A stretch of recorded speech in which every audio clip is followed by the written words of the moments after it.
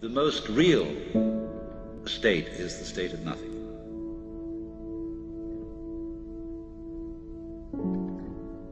But if somebody is going to argue that the basic reality is nothingness, where does all this come from?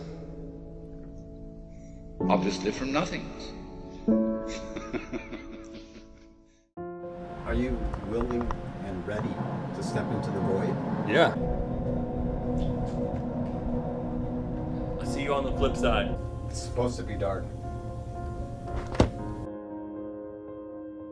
The sensory deprivation chamber has been the most important tool that I've ever used for developing my mind.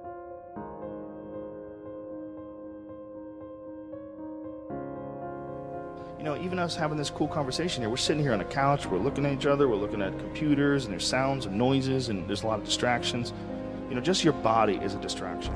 These chambers take you into yourself to a place that you've never been, you know, and then if you want to start to go and let stuff loose that you previously were bound up by, which is the objective in life, I think, is to let go of things that hold you somewhere that you don't want to be. The flotation tank was originally invented by Dr. John C. Lilly in 1954 while working for the National Institute for Mental Health. That's the Gnostic point of view. Self-transcendence, not transcendence to a church or a group. Back 15 years ago or so, you were exploring the mystical states is described classically as the various levels of samadhi in your work with Oscar Ichazo in Chile in the Eureka School. Right.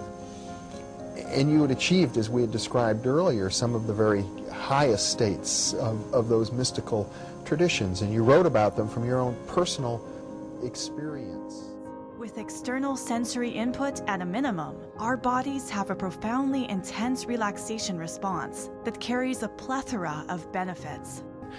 I wouldn't say that I got into deeply trippy space, but I did have fundamental visions, patterns, lights started to generate. Purple strips of light started to appear, which certainly were not there in the darkness with me, and that was interesting. But most of all, it was just very relaxing.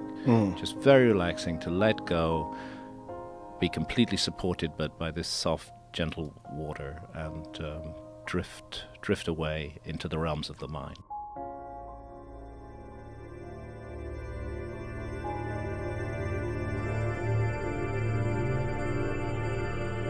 First, I lose awareness of my limbs, then my body, and suddenly I am reduced to nothing more than a kernel of pure awareness floating in the cosmos.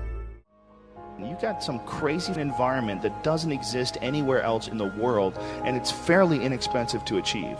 But because it's this weird sort of an organic method of doing it, it seems strange, like you're gonna get in this big coffin filled with water, and you close the lid, and people start coming up with reasons why they don't want to do it. It's so important. Everybody should do the tank. You will learn more about yourself than any other way. You can have very introspective psychedelic experiences naturally in the tank. Everybody should be doing it.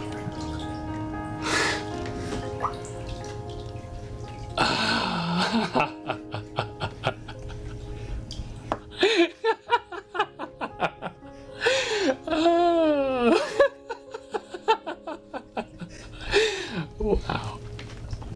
When you reach the highest form of samadhi, you realize there are hundreds and more beyond that.